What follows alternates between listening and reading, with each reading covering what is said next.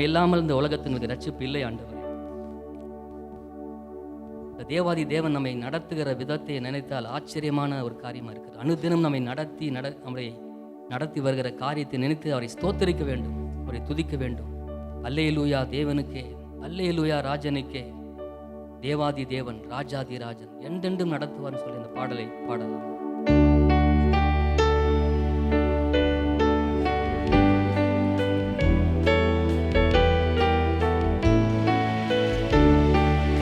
அல்லேலூயா தேவனுக்கே, அல்லேலூயா ராஜனுக்கே, அல்லேலூயா தேவனுக்கே, அல்லேலூயா ராஜனுக்கே, தேவாதி தேவன் ராஜாதி ராஜன் என்றென்றும் நடத்திடுவார். தேவாதி தேவன் ராஜாதி ராஜன் என்றென்றும் நடத்திடுவார். ஆராதனை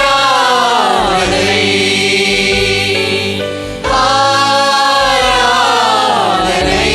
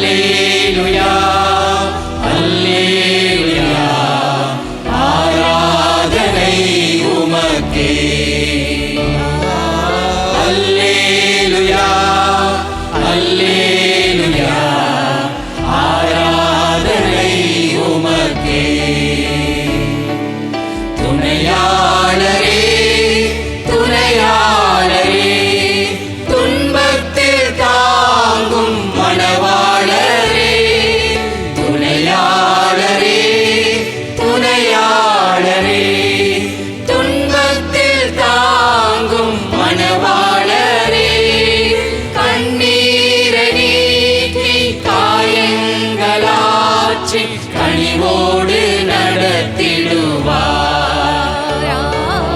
கண்ணீரை நீக்கி காயங்களாற்றி கனிவோடு நடத்திடுவார்.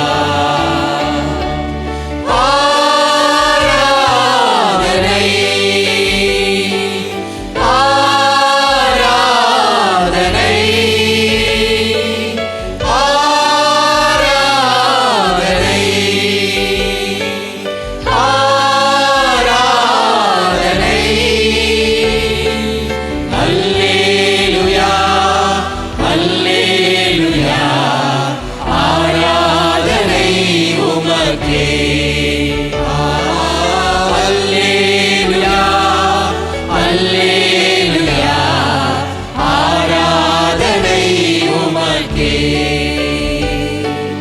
வெண்மேகமே வெண்மேகமே வெளிச்சம் தாரும் மின்னேரமே, வெண்மேகமே வெண்மேகமே வெளிச்சம் தாரும் மின்னேரமே, அபிஷேகமூற்றி மறுரூபமாக்கி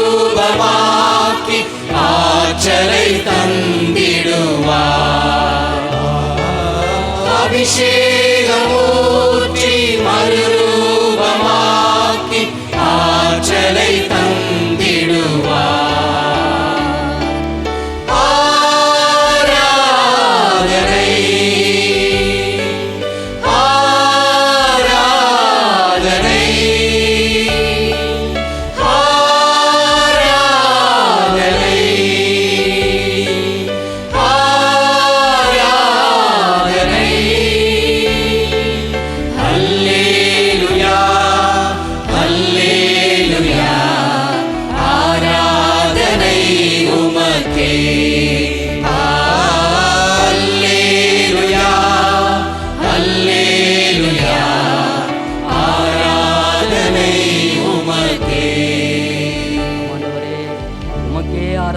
செலுத்துகிறோம் அப்பா. உமக்கே துதிகளை செலுத்துகிறோம், உமக்கே மகிமை செலுத்துகிறோம், உமக்கே கனத்தை செலுத்துகிறோம். உம்மை துதிக்கிறோம், உம்மை பாராட்டுகிறோம் ஆண்டவரே. உடைய பிரசனத்துக்காக நன்றி, உம்முடைய அபிஷேகத்துக்காக நன்றி. எங்கே ஆவியானவர் உண்டு அங்கே விடுதலை உண்டு என்று சொன்ன வசனத்தின்படியே எங்களை நீர் விடுவித்தபடினால் உம்மை ஸ்தோத்தரிக்கிறோம், உம்மை துதிக்கிறோம் ஆண்டவரே. தேவனுடைய கரத்தில் நம்மை அர்ப்பணிக்க போகிறோம். நாம் அவரையே நேசிக்க வேண்டும் என்று அவர் விரும்பப்படுகிறார். அவர் நாமம் சொல்ல வேண்டும் என்று அவர் விருப்பப்படுகிறார். அவரை குறித்து எல்லாருக்கும் அறிவிக்க வேண்டும் என்று அவர் விருப்பப்படுகிறார். நானும் என் வீட்டாரும் உண்மையே நேசிப்போம், உமக்காக நாங்கள் ஓடுவோம் ஆண்டவரே, உந்த நாமம் நாங்கள் சொல்லுவோம் அப்பா என்று சொல்லி உணர்ந்தவனமாக, ஏதோ வாயில இருந்து இல்லை, நாவில் இருந்து அல்ல, மனதிலிருந்து உள்ளத்திலிருந்து உள்ளத்தின் ஆழத்திலிருந்து சொல்லி இந்த பாடலை நாம் பாடலாமா?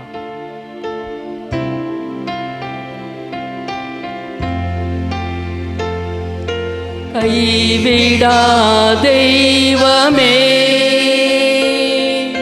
கருணையின் சிகரமே, மெய்யான தீபமே, என் வாழ்வின் பாக்கியமே, கைவிடா தெய்வமே,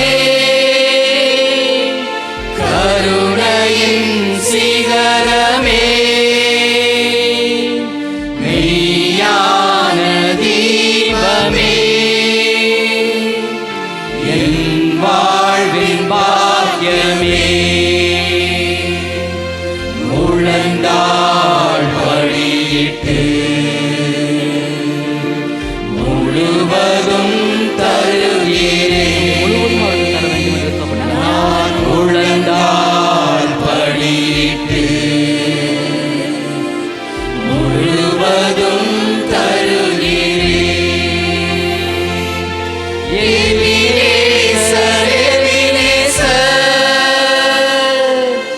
இதுவரை உதவி யெகோவா ஈரே, எல்லாம் பார்த்துள்ளீர். எபினேசர், எபினேசர், இதுவரை உதவி உணர்ந்த வண்ணமாய் பாடுங்கள். யெகோவா ஈரே, எல்லாம் பார்த்துக்கொள்வீர். முழந்தாள் படியிட்டு முழுவதும் தருகிறேன், நான் முழங்கால் படியிட்டு முழுவதும் தருகிறேன். எல் ஷடாய், எல் ஷடாய், எல்லாம் வல்லவரே, எல் ரோய், எல் ரோய், காண்கின்ற தேவன், என்னை காண்பவரே,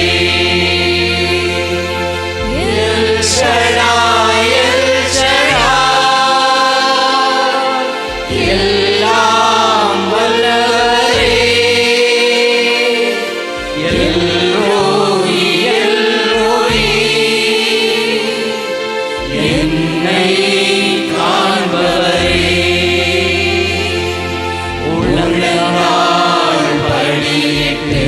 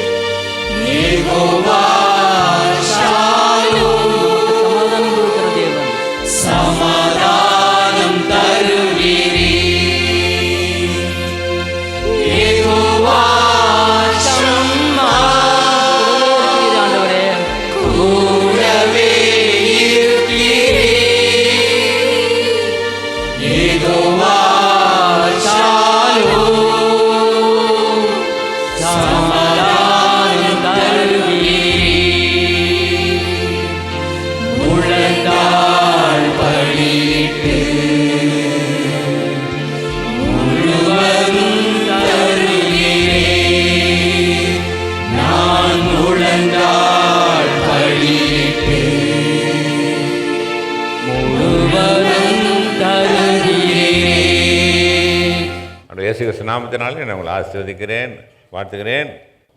1 பேதுரு 1ஆம் அதிகாரம் 15-16.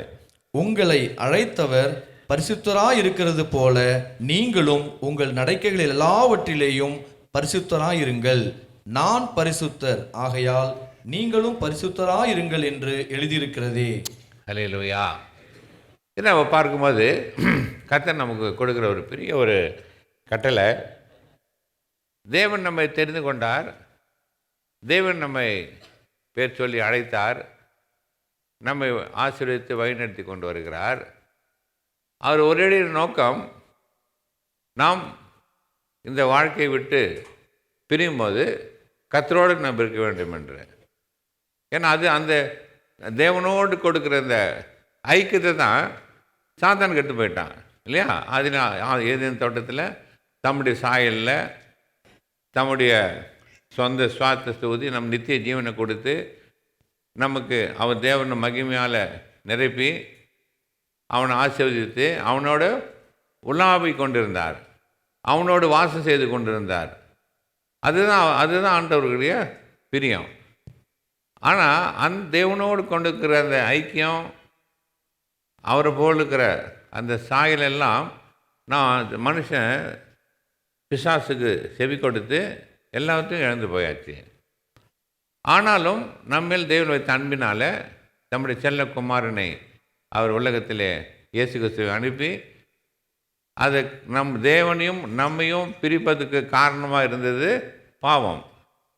அந்த பாவத்தை இயேசு கிறிஸ்து மேல் சுமத்தி பாவத்தின் சம்பளம் மரணம், தன்னுடைய சொந்த குமாரனை அவர் மரணத்திலே ஊற்றி அவருடைய வெளியேறு பெற்ற இரத்தத்தை சிந்தி நமக்கு பாவம் மன்னிப்பாக மீட்பை அவர் உண்டு பண்ணினார்.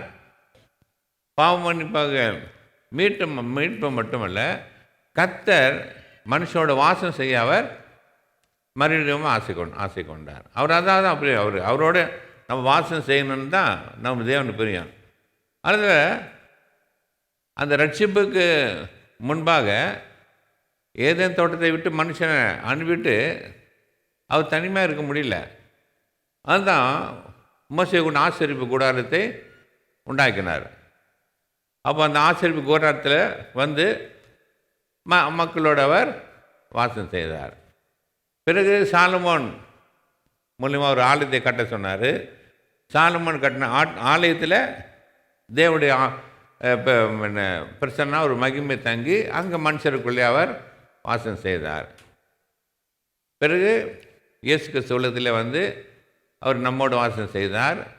இப்போது பரிசுத்த ஆவியானவர் நம்மோடு வாசம் செய்கிறார். நீங்கள் விசுவாசிக்கிறீங்களோ இல்லையோ, எந்த அளவுக்கு விசுவாசிக்கல, ரட்சிக்கப்பட்டுக்கிற எல்லாரும் உள்ளத்திலும் ஆண்டவர் வாசம் செய்கிறார். நாமே தேவனுடைய ஆலயமாக இருக்கிறோம். ஆனால் ஒரு நாளில் அந்த ஆண்டவர் இயேசு கிறிஸ்துவோட நம்ம முகமுகமாக அவரை தரிசித்து அவரோட நித்தியமாக வாழப்போகிறோம். அதுதான் நம்முடைய எதிர்பார்ப்பு. அதற்காக தான் நம்ம ஆண்டவர் இயேசு கிறிஸ்து ஏற்றுக்கொண்டோம். ஞானசான் எடுக்கிறோம், ஆலயத்தை வாங்குகிறோம், பைபிள் வாசிக்கிறோம், ஜெபம் பண்ணுறோம். ஏன்? ஒரு நாள் நம்மளுக்கு நம்பிக்கை, நான் மரித்தாலும் உயிராக இருந்தாலும் ஆண்டவர் இயேசு கிறிஸ்து ஒரு நாள் வரப்போகிறார், அவரோடு கூட போய் நான் நித்தியமாக வாசம் செய்ய போகிறேன்ன்ற நம்பிக்கை தான் விசுவாசிகளுக்கு உண்டு. அந்த நம்பிக்கை வச்சு தான் நம்ம இங்கே வந்து கூடி வருகிறோம். எபிரேயர் 12:14 படிங்க. யாவரோடும் சமாதானமாயிருக்கவும் பரிசுத்தம் உள்ளவர்களாயிருக்கவும் நாடுங்கள். பரிசுத்தம் இல்லாமல் ஒருவனும் கர்த்தரை தரிசிப்பதில்லையே. அல்லேலூயா. அப்போ பரிசுத்தம் இல்லாமல் ஒருவனும் தரிசிப்பதில்லை. அப்போ இங்கே எத்தனை பேர் பரிசுத்தவான்கள் இருக்கிறீங்க? கை தூங்க பார்க்கலாம். இயேசு கிறிஸ்துவை சொந்தரை ஏற்றுக்கொண்டு அவர் என் பாவ பரிகாரி, என் பாவத்துக்காக அவர் தன் ஜீவனை கொடுத்து அவர் ரத்தத்தை சிந்து என்னை மீட்டு கொண்டார். என்னை அவர் பரிசுத்தவானாகி அவர் மாற்றியிருக்கிறார், என்னை நீதிமானாக மாற்றிக்கிறார். அந்த விசுவாசம் எப்போதும் நமக்கு இருக்கணும். ஏன் நிறைய பேர் கை தூக்கலைன்னா அந்த நிச்சயம் இல்லை. ரைட்? அந்த நிச்சயம் இல்லாதனால தான் நம்ம என்ன பண்ணுறோம்? கண்ட விதமாக ஜீவிக்கிறோம், இஷ்டமாக ஜீவிக்கிறோம் இல்லையா? அந்த கர்த்தருக்கு பயப்படுற பயம் இல்லாமல், அப்படி வசனங்களுக்கு கீழ்ப்படியாமல் நம்ம சொந்த இஷ்டமாக நம்ம ஜீவிக்கிறோம். ஆனால் இந்த ஒரு விசுவாசமாக இருக்கிறவர்கள், கர்த்தர் என்னை பரிசுத்தவானாக மாற்றிருக்கிறார், என்னை நீதிமானாக மாற்றிருக்கிறார், அதனால் நான் என்னுடைய வாழ்க்கையில் எல்லா நேரத்திலும் நான் பரிசுத்தவானாக நான் விளங்க வேண்டும், என்னுடைய கிரியைகள் எல்லாவற்றிலும் பரிசுத்தம் காணப்பட வேண்டும், என்னுடைய வாழ்க்கையில் எல்லாத்தையும் நான் நீதி செய்ய வேண்டும், என்னுடைய வாழ்க்கையில் எல்லாத்தையும் நியாயமாக நான் செய்ய வேண்டும் என்கிறேன் அந்த எண்ணம் நமக்கு இருக்கும்போது நம்ம பாவம் செய்ய மாட்டோம். நம்முடைய கிரியைகள், நம்ம பேச்சு, செய்கள், நடக்கல் எல்லாம் என்ன காணப்படும்? பரிசுத்தம் காணப்பட வேண்டும். அதனால் ஆண்டவரோடு வாசமாக இருக்க போகிறேன் என்ற ஒரு நம்பிக்கை இருந்து மட்டும் பிரயோஜனம் இல்லை, அந்த விசுவாசத்தை நம்ம வாழ்க்கையில் நம்ம காட்ட வேண்டும்.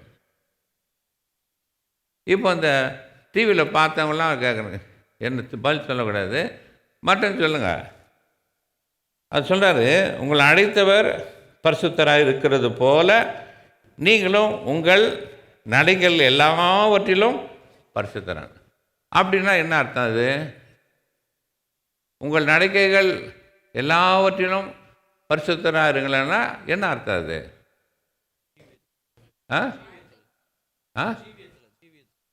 ஜீவியத்தில், வேற கிரியையில், சிந்தனையில், வார்த்தையில், நடக்கையில், ரைட், பார்வையில், ரைட். ஆனால் உண்மையாக வேதத்தின்படி நம்ம செய்யணும், அதான் பரிசுத்தவான்கள் இல்லையா? நம்ம நீங்கள் சொன்னதெல்லாம் கரெக்டு தான், அதெல்லாம் ஒரு பார்ட்டு தான். ஆனால் வேதத்தின்படி வாட் இஸ் ஹோலினஸ், அந்த ஹோலி வாக்குன்னா என்ன அர்த்தம்னா, லேவியராகவும் 19ஆம் அதிகாரத்தை எடுத்துக்கொள்ளுங்க. இந்த 1 பேரில் சொல்கிறார் ஆண்டவர், நான் பரிசுத்தர் ஆகையால் நீங்களும் பரிசுத்தராக இருங்கள் என்று எழுதியிருக்கிறதே. அப்போ நம்ம என்ன பண்ணதை எங்கே எழுதியிருக்குதுன்னு பார்க்கணும் அப்போ இல்லையா? பேதுரு எழுதுறாருன்னா, நான் பரிசுத்தர் நீங்களும் பரிசுத்தராக இருங்கள் என்று எழுதியிருக்கிறது எங்கே எழுதியிருக்குதுன்னு பார்த்தா லேவியராகவும் 19ஆம் அதிகாரத்தில் எழுதியிருக்கிறது. அது படிங்க முதல்ல இருந்து. பின்னும் கர்த்தர் மோசேயை நோக்கி, நீ இஸ்ரவேல் புத்திரரின் சபை அனைத்தோடும் சொல்ல வேண்டியது என்னவென்றால், உங்கள் தேவனும் கர்த்தருமாகிய நான் பரிசுத்தர் ஆகையால் நீங்களும் பரிசுத்தராயிருங்கள். அல்லேலூயா. அப்போ பேதுரு எழுதுறாரு, எந்த அத்தாரிட்டியில் எழுதுறாரு? அங்கே லேவியராகத்தில் தேவன் மோசேயிடவர் சொல்லியிருக்கிறார், நான் பரிசுத்தர், நான் இருக்கிறேன், நான் உங்கள் தேவனாகிய கர்த்தர் அப்படின்னு சொல்லிட்டு நீங்களும் அங்கே சொல்கிறார், ஆகையால் நீங்களும் பரிசுத்தராக இருங்கள். அப்போது ஆண்டவர் சொல்லிட்டு, இப்போ நான் பரிசுத்தர் ஆனால் நீங்களும் பரிசுத்தர்னு சொல்லிட்டு அதோட விட்டுல இப்போ தான் வராரு. நீங்கள் சொன்னீங்களே நம்ம நடக்கைகள், வார்த்தை, பேச்செல்லாம். அப்போது எது இல்லைன்னு சொல்லிட்டு அழகாக அந்த 19ஆம் அதிகாரம் ஃபுல்லாக நீங்கள் படித்து பார்த்தீங்கன்னா அதில் எல்லாம் அடங்கியிருக்கு, நம்ம எப்படி ஜீவிக்கணும்னு நல்லா அடங்கியிருக்கிறது. சரியா? இதில் நீங்கள் இப்போ நான் எல்லாத்தையும் குறிப்பாக சொல்கிறேன், இந்த 19ஆம் அதிகாரத்தை நீங்கள் வீட்டில் போய் வாசித்து பாருங்கள். வாசித்து பாரு, நான் சொல்கிறேன், நீங்கள் வாசித்து பார்க்க போகிறது இல்லை. நீங்கள் வாசித்து பார்த்தீங்களான்னு நான் சும்மா லேஸ்பட்ட ஆள் இல்லை, நான் உங்களெல்லாம் தெரியும். நீ வாசிங்கன்னா பார்க்குறதுங்கன்னா அதுக்கு அடையாளம் என்னன்னு சொன்னால், இந்த அதிகாரத்தை வாசித்து பார்த்தீங்கன்னா அங்கேயும் இங்கே பார்த்தீங்கன்னா 10 கட்டில் அதில் அடங்கி இருக்குது. சரியா? ஆனால் அது ஒன்று பின்னால் ஒன்றுக்கு யாத்திராம் 25ஆம் தேதியில் எழுத 20ஆம் அதிகாரத்தில் மோசே கொடுத்த மாதிரி எழுதியிருக்காது, இங்கே அங்கேயும் எழுதியிருக்கோம். நீங்கள் ஒரு பேப்பர் எடுத்து இந்த வசனத்தில் இந்த கட்டளுக்குது அப்படி எழுதி கொண்டாந்தீங்கன்னா உங்களுக்கு ஒரு கிஃப்ட்டு.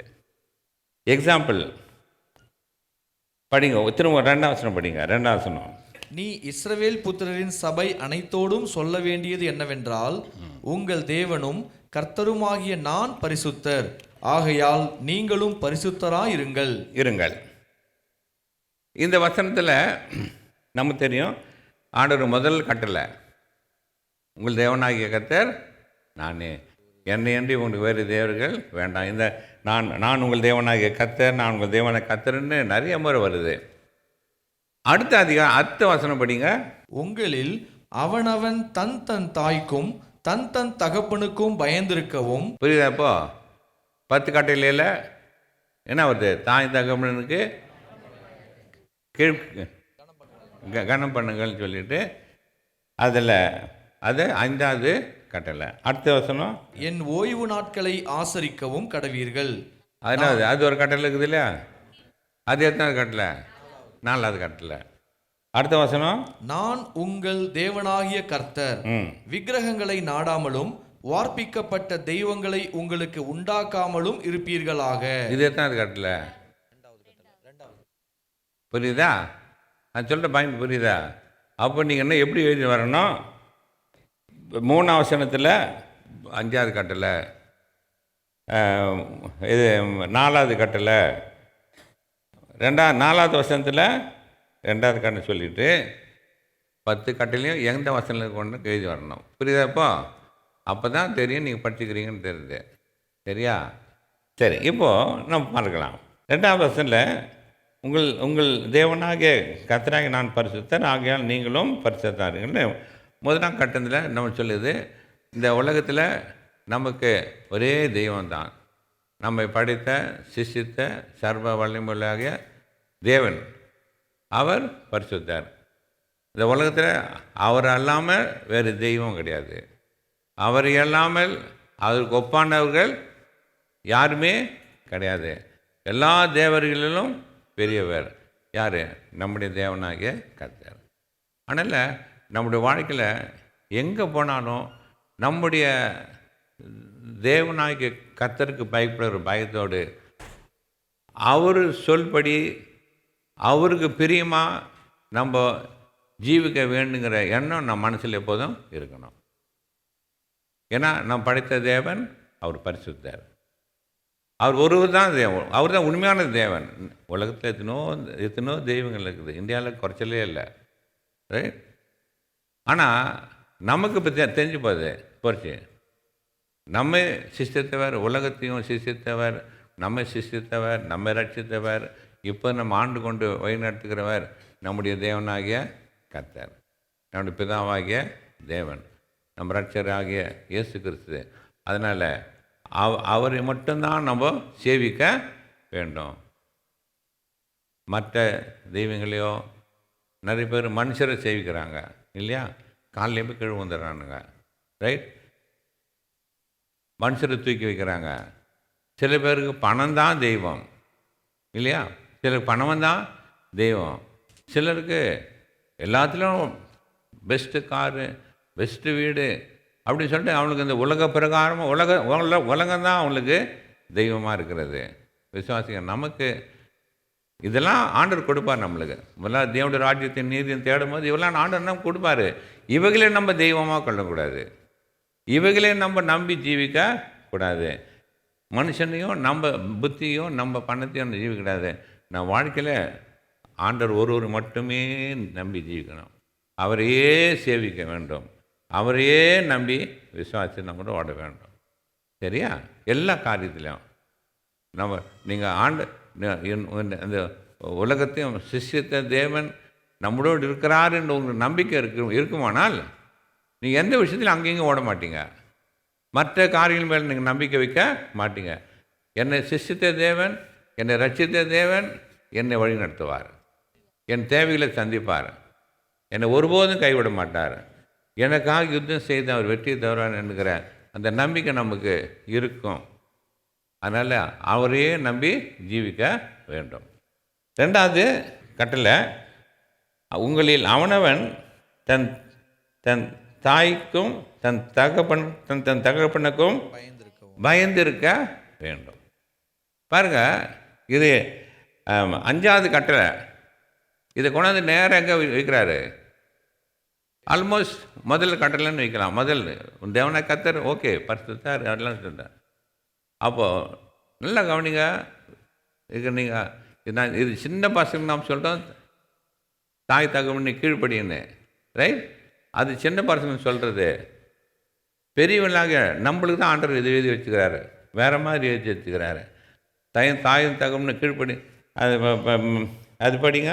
உன் தேவனாகிய கர்த்தர் உனக்கு கொடுக்கிற தேசத்திலே உன் நாட்கள் நீடித்திருப்பதற்கு உன் தகப்பனையும் உன் தாயையும் கனம் பண்ணுவாயாக.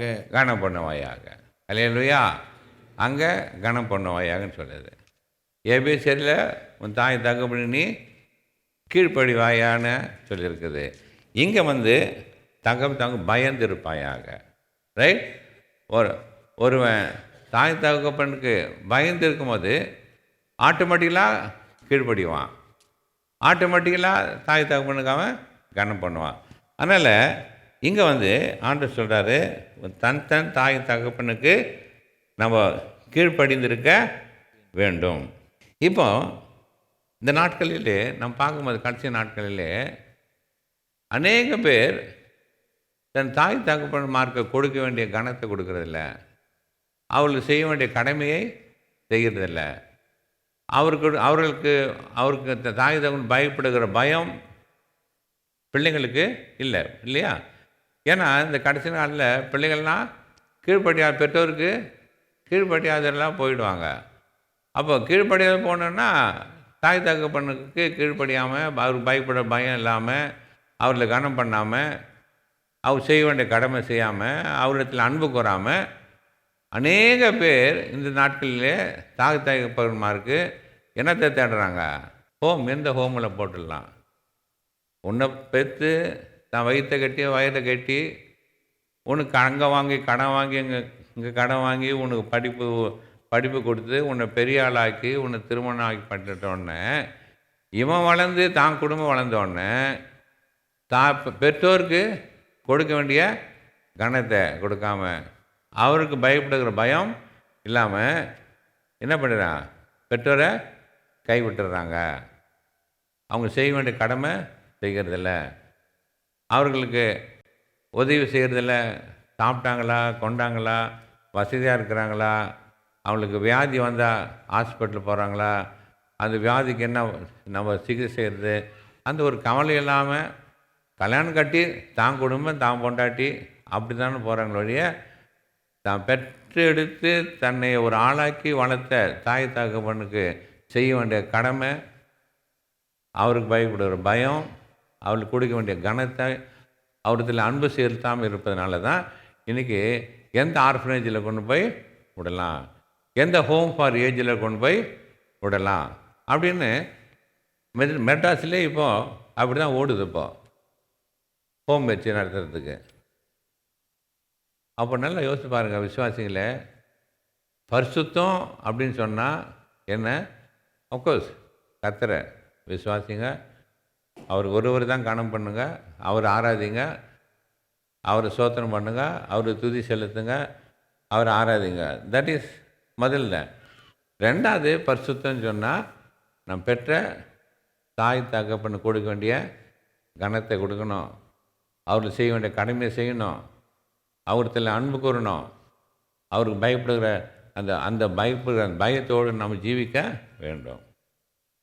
வேதத்தில் இப்போ காமிக்க போகிறேன், தாய் தகப்பன்மார்களை கனம் பண்ணாதவங்களுடைய பனிஷ்மெண்ட்டு இப்போ இருந்துச்சுன்னா நம்ம எதுவுமே உயிராக இருப்போமே தெரியாது. என்ன பனிஷ்மெண்ட் எல்லாம்? கல்லடிச்சு கொள்ளு அவனுக்கு சாபம், அவனுக்கு அழிவு, தீபம் அழிஞ்சு போடும். பயங்கரமான பனிஷ்மெண்ட்டு. எதுக்கு? தாய் தகப்பன்மாருக்கு கனம் பண்ணாததுனால. அந்த வசனங்களில் யாரும் உங்களுக்கு வாசித்து காட்டுறதில்ல, உங்களை வாசித்து காட்டுறேன், ரைட்? ஒவ்வொன்றா கவனிங்க. நீதிமொழிகள் 20:20. தன் தகப்பனையும் தன் தாயையும் தூஷிக்கிறவனுடைய தீபம் காரிருளில் அணைந்து போம். எப்படி? தன் தகப்பனையும் தாயும் தூஷிக்கிறவன், வயசு கழு, நீ இன்னும் உயிராக இருக்கிற, எங்கடா போய் சாவு எடுத்தானே, ரைட்? உனக்கு வேறு வேலை இல்லையா அப்படின்னு இது இன்னும் சாவாமல் உயிராக இருக்குது, நீ இன்னைக்கு என்னத்தை பண்ணிட்ட அப்படின்னு சொல்லிட்டு என்னென்ன வழியில் தாய் தகப்பனுங்க நம்ம அந்த வசனம் அப்படி போட்டுப்பான். அந்த நம்ம தூஷிக்கிறோமோ அவனுக்கு என்ன பனிஷ்மெண்ட் தெரியுமா? அவனுடைய தீபம் அணைக்கப்பட்டு போகும். அல்லேலூயா. நீ யோசிப்ப, நான் நல்ல நிலைமையில் இருக்கிறேன், நல்ல சுகமாக இருக்கிறேன், நான் பிஸ்னஸ் பண்ணுறேன், நிறைய சம்பளம் வாங்குகிறேன் அப்படின்னு. எப்படி தீபம் பட்டுன்னு அணிந்து போதோ அவனுடைய வாழ்க்கை அப்படி தான் பட்டுன்னு அணிந்து போயிடும். கர்த்தருடைய வசனம் சொல்லுது. அதனால் நம்மை பெற்று எடுத்து நம்ம உருவாக்கி வளர்த்து விட்ட தாய் தகப்பன்மார்களை நம்ம தூஷிக்க கூடாது. அவருக்கு நம்ம எதிர்த்து பேசக்கூடாது. அவருக்கு நம்ம சண்டை போடக்கூடாது. அவர் எந்த கெட்டமா வயசானவங்கன்னு சொல்லிட்டு அவங்களுக்கு கெட்ட வார்த்தை சொல்லி அவரை நம்ம அவங்கள பற்றி கேளன்னு இந்த கழுவு ஒன்று உயிராக இருக்குது, இது ஒன்றும் சாவு வரலையே அப்படின்னு தூஷிக்க கூடாது. தூஷித்தமானால் ஐயா உன் வாழ்க்கை ஒன்றுமே இல்லாத போயிடும். உன்னுடைய வெளிச்சமான வாழ்க்கை காரிரலாக போயிடும். நான் என்ன சாப விட்டு பேசுகிறேன்னு நினைக்காதீங்க, இது உண்மை, இது கர்த்தருடைய வசனம். அதனால் நல்லா கவனிங்க. நீங்கள் ஒவ்வொருத்தர் எந்த நிலையில் இருக்குது உங்களை யோசித்து பாருங்கள். ஒவ்வொருத்தரும் யோசித்து பாருங்கள். நீங்கள் உங்களை உருவாக்கி வயிற்று கட்டி வாய் கட்டி டவுரி கொடுத்து கல்யாணம் பண்ண வச்சு, ரைட், உன்னை படிக்க வச்சு கடன் வாங்கி நிலத்தை விற்று வீடை விற்று உன்னை துபாய்க்கு அனுப்பி வச்சுக்கிறாங்க. எந்த அளவுக்கு உங்கள் பெற்றோரை நீங்கள் கனம் பண்ணுறீங்க? எந்த அளவுக்கு அவருக்கு பயப்படுறீங்க? எந்த அளவுக்கு அவர்கிட்ட நீங்கள் அன்பு கூறுறீங்க? அவங்கள நீங்கள் விசாரிக்கிறீங்களா? அவங்கள தூஷிக்கிறீங்களா? திட்டுறீங்களா? அவங்கள கைவிட்டுட்டீங்களா? யோசித்து பாருங்கள். அப்படி செய்தால் விசுவாசியே, நான் சொல்லக்கூடாது, வசனம் தான், வேறு வழி இல்லை. காரில் இது நம்முடைய தீபம் அணைந்து போம். காரிர்கள் தான் அப்புறமா, ரைட். ரொம்ப ஜாக்கிரதையாக இருங்க, ரொம்ப ஜாக்கிரதையாக இருங்க. நம்ம ஆண்டவர் பரிசுத்தமுள்ள தேவன், பரிசுத்தத்தை அவர் எதிர்பார்க்கிறார். இன்னொரு வசனம் படிங்க. உபாகமம் 27:16. தன் தகப்பனையும் தன் தாயையும் தூஷிக்கிறவன் சபிக்கப்பட்டவன் என்பார்களாக, ஜனங்கள் எல்லோரும் ஆமென் என்று சொல்ல கடவர்கள். ஆமாம். அப்போ தகப்பனை தூஷிக்கிறவன் சபிக்கப்பட்டவன், அவனுடைய தீபம் அணைந்து போம். அவன் சபிக்கப்பட்டவனாக இருப்பான். சாபம் அவன் தலை மேலே இருக்கும். இன்னொரு வசனம் படிங்க. யாத்திராகமம் 21:15. தன் தகப்பனையாவது தன் தாயையாவது அடிக்கிறவன் நிச்சயமாய் கொலை செய்யப்பட கடவன். சரி, எத்தனை பேர் வயசான உடனே, ரைட், தாயை தகப்பனா அடிக்கிறாங்க. ஏன்னா வயசான உடனே அவங்க கொஞ்சம் நச்சல் பண்ணுவாங்க. நம்ம பாடு, நம்ம குடும்பம், நம்ம பிள்ளைங்கன்னு இருக்கும்போது அதுங்க ஏதாவது கேட்டுக்கின்னு எனக்கு அது வாங்கி கொடு, இது வாங்கி கொடு அப்படின்லாம் நம்மளை கொஞ்சம் இது கேட்டு நம்மளை இரிட்டேட் பண்ணுவாங்க. நம்ம இஷ்டத்துக்கு நம்மளை விட மாட்டாங்க. அவங்க நம்மளை கரெக்ட் பண்ணுவாங்க. அது மாதிரி நேரத்தில் பிள்ளைங்க என்ன பண்ணுறாங்க? பெற்றோரை அடிக்கிறாங்க. நீங்கள் ஒரு செய்ய மாட்டீங்க, சேர்ந்துருக்க மாட்டீங்கன்னு நினைக்கிறேன். ஆனால் அப்படி செய்கிறாங்கன்னு சொல்லிட்டு தான் ஆண்டவர் எழுதி வச்சுக்கிறாரு. எனக்கு தெரிஞ்சு சில பேர் அடிச்சிருக்கிறாங்க, ரைட். ஆனால் அவனுக்கு கற்கிற பலன் என்ன? அவன் நிச்சயமாய் கொலை செய்யப்பட வேண்டும். அந்த ஆண்டவர் கிருபையாக நம்மளை விட்டு வச்சுக்கிறாரு. அதனால தான் நம்ம இஷ்டமாக பண்ணுறோம். ஆண்டவரே இப்போ அந்தந்த தகுதியில் நம்மளுக்கு பனிஷ்மெண்ட் கொடுத்தானா அப்போ நம்ம கர்த்தர் பயத்தோடு நம்ம இருப்போம். அப்போ அடிக்கிறவன் நிச்சயமாய் கொலை செய்யப்பட கடவன். அடுத்தது யாத்திரை 21:17.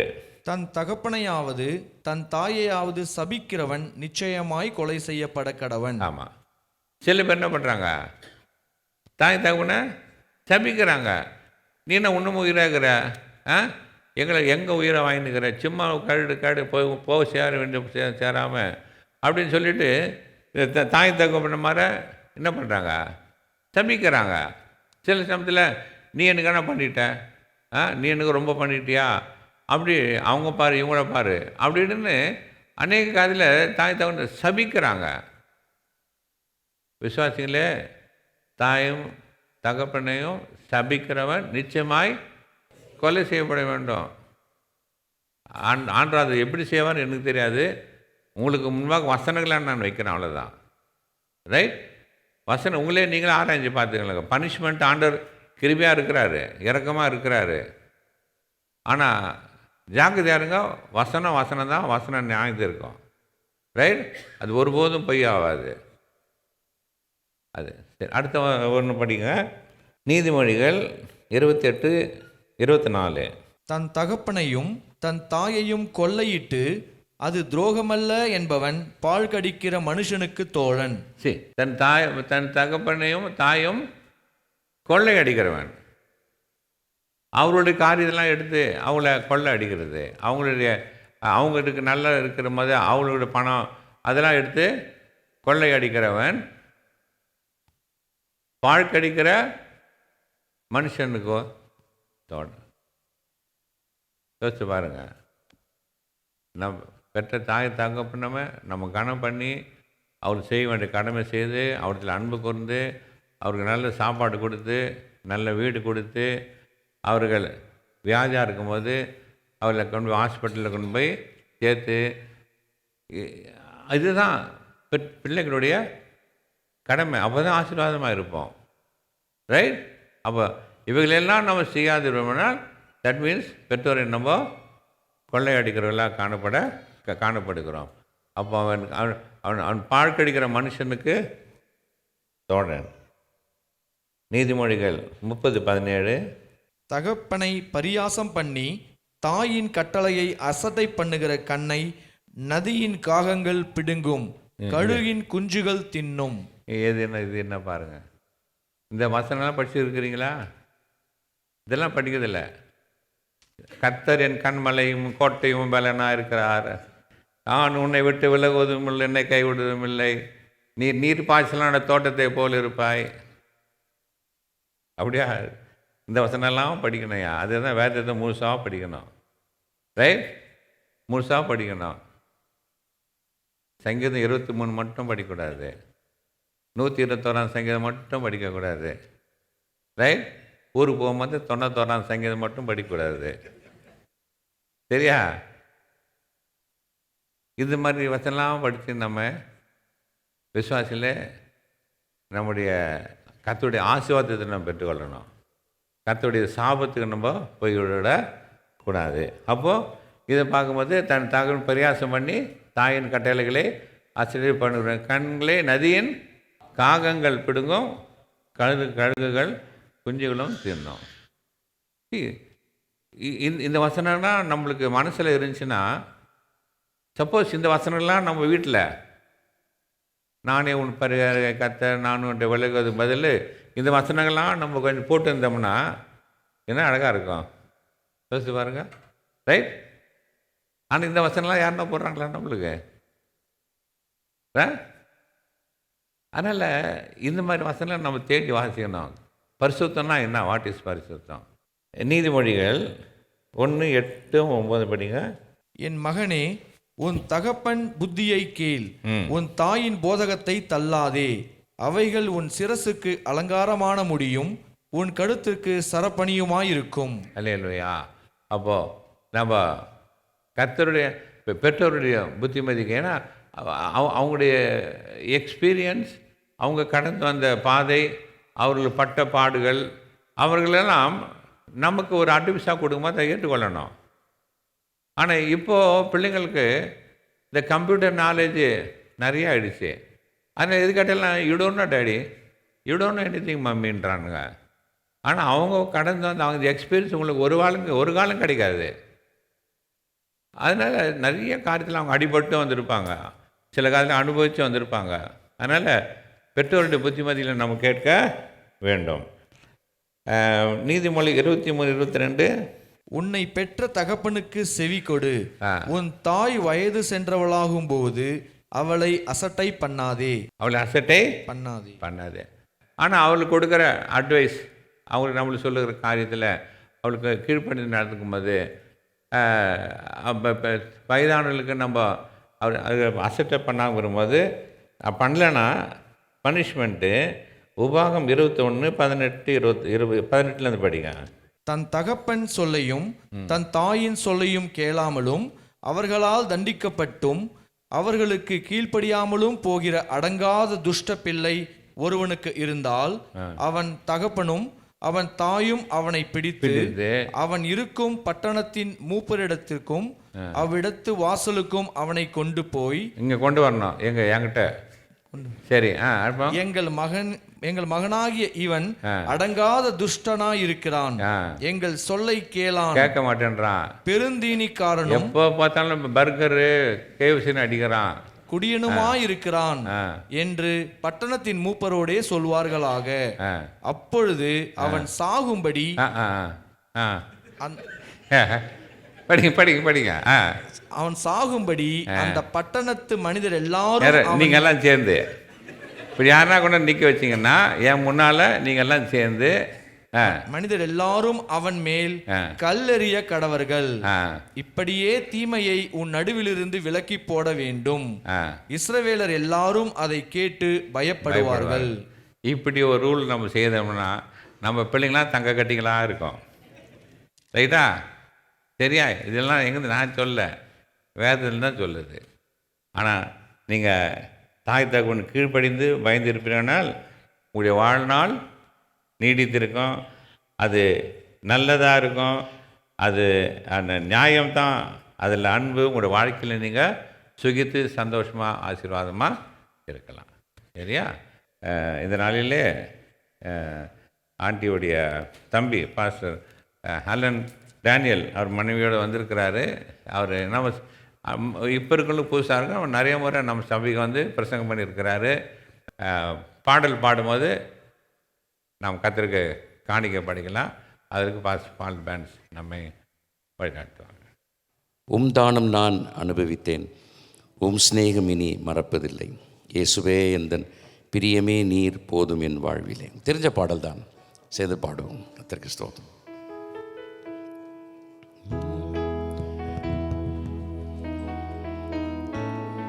என் அருமையான ஒரு பாடல்ல கெட்டினவங்க ரொம்ப தியாகத்தோடு அதை கெட்டிருக்கிறாங்க. தானம் நான் அனுபவித்தேன், ஸ்நேகமினி மறப்பதில்லை. தானம் நான் அனுபவித்தேன், ஸ்நேகமினி மறப்பதில்லை. இயேசுவே தன் பிரியமே நீர் போதும் என் வாழ்விலே. இயேசுவே எந்தன் பிரியமே நீர் போதும் என் வாழ்விலே. தானம் நான் அனுபவித்தேன், ஸ்நேகமினி மறப்பதில்லை. தானம் நான் அனுபவித்தேன், ஸ்நேகமினி மறப்பதில்லை. இயேசு எனக்கு செய்த நன்மைகள் நினைக்கும் போது, இயேசு எனக்கு செய்த நன்மைகள் நினைக்கும் போது, நன்றி கொண்டே மனம் பாடிடுமே ஸ்தோத்திர காலத்தில் பல்லவிகள். நன்றி கொண்டே மனம் பாடிடுமே ஸ்தோத்திர காலத்தில் பல்லவிகள். தானம் நான் அனுபவித்தேன், ஸ்நேகமினி மறப்பதில்லை. இந்த வாரம் முழுவதும் அவருடைய சிநேகத்தில் ஒரு அன்புள்ள இயேசு is a good friend for us. உம் ஸ்நேகமினி மறப்பதில்லை, இயேசுவே உந்தன் அன்பை ஏற்க நான் தள்ளி சென்றேன், இயேசுவே உந்தன் அன்பை. எத்தனை பேர் தேவ பிள்ளைகளே இயேசுவின் அன்பு அண்டிக் கொள்ளுங்கள். அன்று நான் அந்நியனாய் அநாதையாய் அலைந்தேன், இன்றும் சொந்தமானேன்.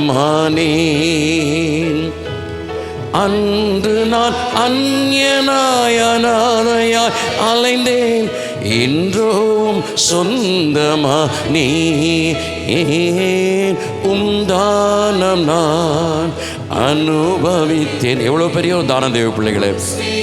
தமது ஜீவனே நமக்காக ஊற்றினவர், உன்னை பாதுகாக்கும் ஜீவன், உன்னை பரிசுத்தப்படுத்தும் ஜீவன். அவருடைய வார்த்தைகள் தேன் உம் ஸ்நேகவினி மறப்பதில்லை, என் ஜீவன் போய்விட்டாலும் எனக்கதில் பாரமில்லை,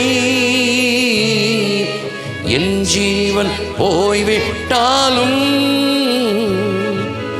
எனக்கதில் பாரமில்லை.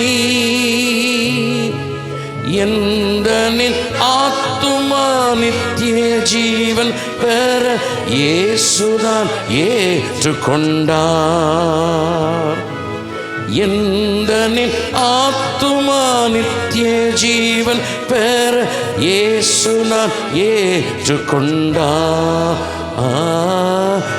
தானம் நான் அனுபவித்தேன், உம் ஸ்நேகமினி மறப்பதில்லை, உம் தானம் நான் அனுபவித்தேன், உம் ஸ்நேகமினி மறப்பதில்லை.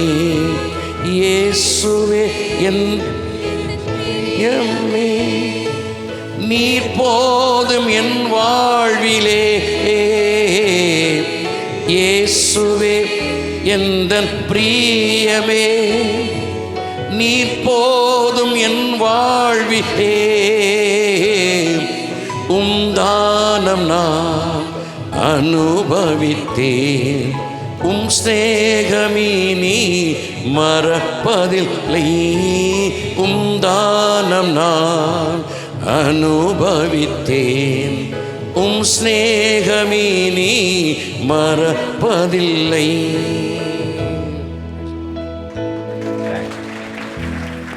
செய்தியை கேட்கிறோம், லேசான விதத்தில் அதை கேட்காதபடிக்கு ஆண்டவரே பரிசுத்தம் பரிசுத்தம்னு நாங்கள் நிறைய பேசுகிறோம் ஆண்டவரே. ஆனால் அந்த பரிசுத்தம் என்ன, நடைமுறையிலே பரிசுத்தம் என்றால் என்ன என்பதை ஆண்டவரே துவக்கமாய் நாங்கள் 2 விஷயங்களை பார்த்தோமே. அப்பா, உம்மை கர்த்தர் என்று சொல்லி, உம்மை பரிசுத்தர் என்று சொல்லி, உம்மை எங்களுடைய வாழ்க்கையினுடைய எல்லாமுமாக நாங்கள் சார்ந்து கொள்ள வேண்டும் என்பதை எங்களுக்கு ஞாபகப்படுத்தினீரே, உணர்த்தினீரே. ஆண்டவரே, எந்த விதத்திலேயாவது நாங்கள் உம்மை அல்லாமல் நாங்களே செயல்பட்டிருந்தால் எங்களை மன்னியும் ஐயா. நாங்கள் தொடர்ந்து உம்மை நேசிக்க, உம்மை சார்ந்து ஜீவிக்க, உம்மையே முன் வைத்து நாங்கள் எங்களுடைய வாழ்க்கையை நடத்த எங்களுக்கு உதவி செய்யும் ஐயா என்று சொல்லி நம்மை நாமே ஒப்பு கொடுக்கிற ஒரு தருணமாக இந்த தருணத்தை நாம் உபயோகப்படுத்தி கொள்ளலாம். கூடவே பெற்றோருக்கு நாம் செய்ய வேண்டிய கனத்தை, பெற்றோருக்கு நாம் செய்ய வேண்டிய கடமைகளை, பெற்றோருக்கு ஒருவேளை நாம் இன்னும் திருமணமாகாதவர்களாக இருந்தால் அவர்களுக்கு கீழ்ப்படிய வேண்டிய அந்த இடங்களை ஆண்டவரே நான் அவர்களுக்கு கீழ்ப்படிந்து இருக்க, அவர்களுக்கு அடங்கி இருக்க, ஒருவேளை வாலிப பிரயாத்தில் கூட இருக்கலாம், ஆனாலும் அவர்கள் சொல்லுகிறதை நான் கேட்டு நடக்க வேண்டும். எனக்கு இப்பொழுது தெரியும், உலகம் தெரிஞ்சிருச்சு என்று சொல்லி அவர்கள் சொல்லுகிறவைகளை தட்டாமல், அதை தள்ளாமல், அதை அசட்டை பண்ணாமல் இருக்க எனக்கு உதவி செய்யும் ஆண்டவரே. ஆவியானவர் உம்முடைய தாசனை கொண்டு என்னோடு கூட பேசினீர், அதை நான் ஒத்துக்கொள்ளுகிறேன். இனியும் நான் காலம் தாழ்த்த மாட்டேன். அவர்கள் பேச்சுக்கு நான் கீழ்ப்படிந்து நான் அதை செய்வேன் என்று சொல்லி ஒப்பு கொடுக்கிற ஒரு நேரமாக இந்த நேரத்தை நீங்கள் எடுத்து தீர்மானம் பண்ணுங்க. தேவன் உங்களுக்காக ஆசீர்வாதங்களை வைத்து காத்து கொண்டிருக்கிறார். அதனாலே வரக்கூடிய தண்டனைகளை நாம் புரிந்து கொண்டோம். ஆனால் அப்படிப்பட்ட ஜனங்களாய் நாம் இருக்க வேண்டாம். ஆண்டவரே, நீர் பேசினால் நாங்கள் கேட்போம். ஆண்டவரே, நீர் சொன்னால் அப்படியே நாங்கள் கீழ்ப்படிவோம். ஆண்டவரே, தூரத்தில் இருக்கிறதான எங்கள் பெற்றோரை நாங்கள் விசாரிக்கிறதற்கு எங்களுக்கு ஞாபகப்படுத்தினீங்களே. தூரத்தில் இருக்கிறதான எங்கள் பெற்றோரிடத்தில் நாங்கள் அன்பு செலுத்தணும்னு எங்களுக்கு உணர்த்தினீங்களே. உமக்கு ஸ்தோத்திரம் ஆண்டவரே. தொடர்ந்து அப்படி நாங்கள் செய்ய எங்களுக்கு உதவி செய்யும் ஐயா என்று நம்மை நாமே ஒப்பு கொடுப்போம். எங்கள் நல்ல ஆண்டவரே, இந்த அருமையான நேரத்திற்காக நாங்கள் நன்றி செலுத்துகிறோம். அருமையான ஆராதனையிலே கலந்து கொள்ள உதவி செய்தீர். உம்முடைய நன்மைகளை எல்லாம் எண்ணி பார்த்து உம்மை துதிக்க கிருபை தந்தீர். அதற்காக நாங்கள் நன்றி செலுத்துகிறோம்.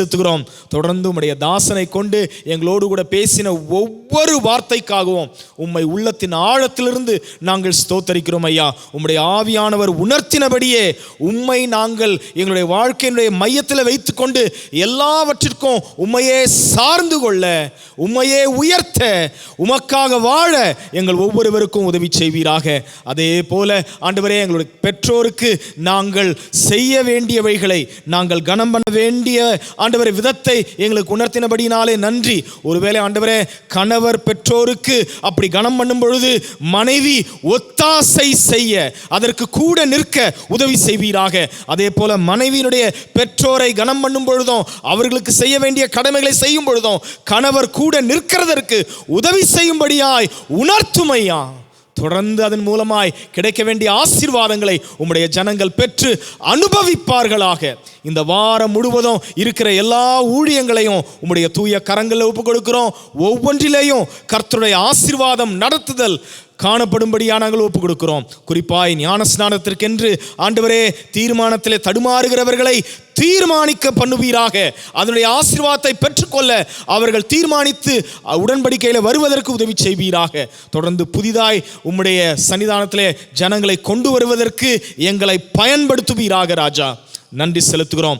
எல்லாவற்றையும் மீண்டுமாய் உம்முடைய கரங்களிலே ஒப்பு கொடுத்து தேவன் எங்களை தொட்டிருக்கிறார், ஆசீர்வதித்து எங்களை திரும்ப அனுப்புகிறார் என்கிற ஒரு சந்தோஷத்தோடு தொடர்ந்து ஐக்கியம் கொண்டு விடைபெற எங்கள் ஒவ்வொருவருக்கும் கிருபை பாராட்டுவீராக. பேசின உம்முடைய தாசனையும் தொடர்ந்து ஆசீர்வதிப்பீராக. ஆழமான இப்படிப்பட்ட வார்த்தைகளை எங்களோடு கூட தொடர்ந்து பகிர்ந்து கொள்ளவும் பலருக்கு ஆசீர்வாதமாக இன்னும் வைப்பீராக. சுகபலன் ஆரோக்கியத்தினாலே தாங்குவீராக. எங்கள் மத்தியிலே கொண்டு வந்திருக்கிற டேனியல் பாஸ்டருக்காகவும் நன்றி, அவருடைய மனைவிக்காகவும் நன்றி செலுத்துகிறோம். தொடர்ந்து அவருடைய ஸ்டே எங்கள் மத்தியிலே ஆசீர்வாதமாக்கி தருவீராக. இப்படியாக எல்லாவற்றையும் உம்முடைய திரு பாதத்தில் வைத்து எல்லா துதிகன மகிமை உமக்கு மாத்திரமே செலுத்தி இந்த ஜெபத்தையும் இயேசு கிறிஸ்துவின் மறுக்காத நாமத்தில் கேட்கிறோம் எங்கள் நல்ல பிதாவே. நம்முடைய கர்த்தராகிய இயேசு கிறிஸ்துவின் கிருபையும் பிதாவாகிய தேவனுடைய அன்பும் பரிசுத்த ஆவியானவருடைய அந்யோன்ய ஐக்கியமும் நம் அனைவரோடும் கூட தங்கி தாபரிப்பதாக. எல்லாரும் சேர்ந்து சொல்வோம். என் ஆத்துமாவே கர்த்தரை ஸ்தோத்திரி, என் முழு உள்ளமே அவருடைய பரிசுத்த நாமத்தை ஸ்தோத்திரி. என் ஆத்துமாவே கர்த்தரை ஸ்தோத்திரி, கர்த்தர் செய்த சகல உபகாரங்களை மறவாதே. ஆமென். God bless you. நல்ல ஐக்கியம் கொண்டு விடைபெறுவோம்.